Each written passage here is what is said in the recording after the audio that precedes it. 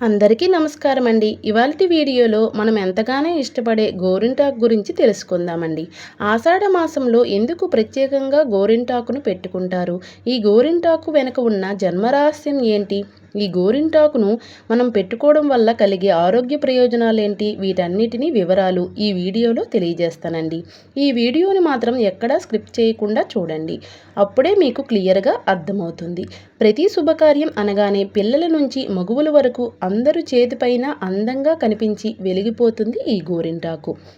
రెగ్యులర్గా పెట్టుకునేవారు ఉన్నప్పటికీ ఆషాఢ మాసంలో ప్రత్యేకంగా పెట్టుకోవడానికి కారణం ఏంటి అనేది ఈ వీడియోలో చూసేయండి. యుగాలు మారిన తరాలు మారిన ఎవర్ గ్రీన్ ఫ్యాషన్ ట్రెండ్ అనేది మన గోరింటాకండి.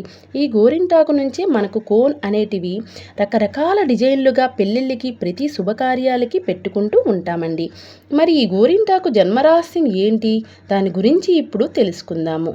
గోరింటాకు అంటే గౌరీ ఇంటి ఆకు. సాక్షాత్తు పార్వతీదేవికి సంబంధించినదండి. చిన్నతనంలో గౌరీదేవి అన్నా పార్వతీదేవి అన్నా ఒకరేనండి. గౌరీదేవి బాల్యంలో చలికత్తెలతో వనంలో ఆడుకుంటూ ఉండే సమయంలో ఒకసారి రజస్వల అవుతుంది. ఆ రక్తపు చుక్క నేలను తాకిన వెంటనే ఓ మొక్కగా పుడుతుంది. ఈ వింతను చలికత్తెలు చూసి పర్వతరాజుకు చెప్పగా పర్వతరాజు సతీ సమేతంగా ఆ ప్రాంతానికి వస్తాడు.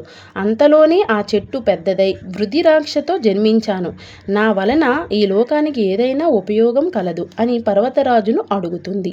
అప్పుడు పార్వతీదేవి అంటే గౌరీదేవి చిన్నతనం చేష్టలతో ఆ చెట్టు నుంచి ఒక ఆకును కోస్తుంది. ఆ ఆకును కోసిన వెంటనే గౌరీదేవి వేళ్ళంతా ఎర్రబడిపోతాయి.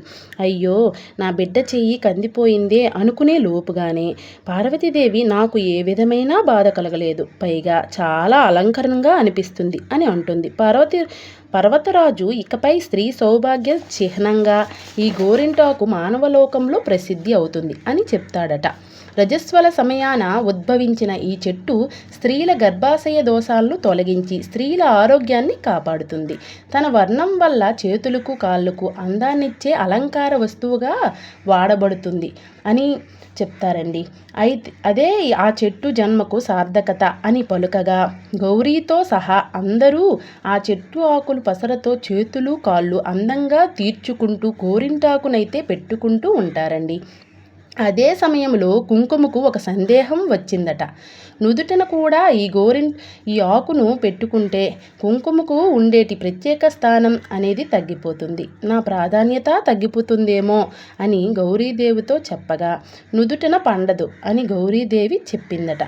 కావాలంటే చూడండి, మీరెవరైనా గోరింటాకు మన చేతులకి కాళ్ళకి పండుతుంది, కానీ నుదుటిన మనం బొట్టు పెట్టుకునే ప్రాంతంలో పెట్టుకుంటే మనకు అక్కడ గోరింటాకు పండదట.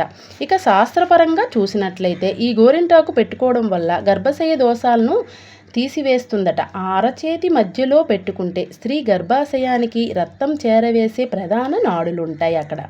వాటిలో అతి ఉష్ణాన్ని లాగేసి ప్రశాంతతను కలిగిస్తుంది. ఆషాఢ మాసం అంటే వర్షాకాలం మనకి ప్రారంభమవుతుంది కదండి. దీనితో క్రిమికీటకాలు అంటువ్యాధులు పెరిగే అవకాశం ఉంది. మరీ ముఖ్యంగా పనిలో మునిగి తేలే మగువలు చేతులు కాళ్ళు ఎప్పుడూ తడిగా ఉంటాయి.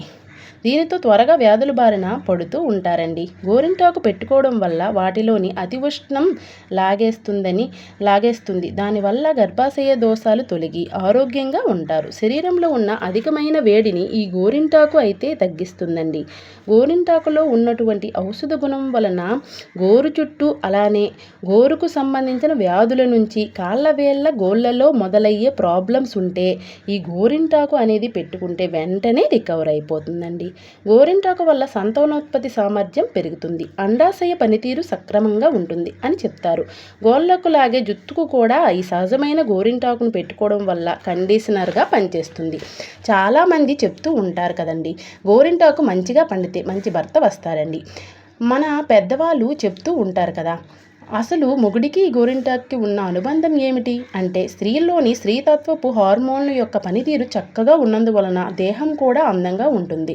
అలా లేతగా ఉన్న చేతిపైన ఈ గోరింటాకు పెట్టుకుంటే మరింత అందంగా పండి కనిపిస్తుంది. ఆ పండడం అనేది ఆ మగువ ఆరోగ్యాన్ని సూచిస్తుంది. ఆరోగ్యమే మహాభాగ్యం అని అంటారు కదండి. అందంగా ఉండే అమ్మాయికి చక్కని భర్త వస్తాడు. ఆరోగ్యమైన దాంపత్యానికి కారణమైన భార్యను ప్రేమిస్తాడు కదా. పెద్దోళ్ళు ఏమి చెప్పినా మరి ఓ 10-12 మైళ్ళ దూరంలోనే చెప్తారు కదండి.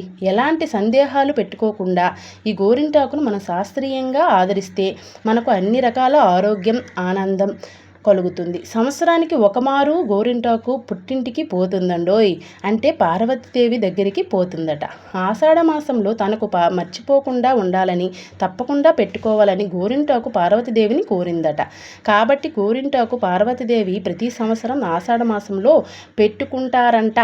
కాబట్టి అప్పటి నుంచి ఆషాఢ మాసంలో ఈ గోరింటాకు పెట్టుకోవడం అనేది ఆనవాయితీగా వచ్చేసిందండి. ఓకే అండి, ఈ వీడియోలో క్లియర్గా అర్థమైంది అనుకుంటున్నాను. ఇంకా ఏమైనా సందేహాలు ఉంటే కామెంట్ చేయండి. Thank you for watching. Bye friends.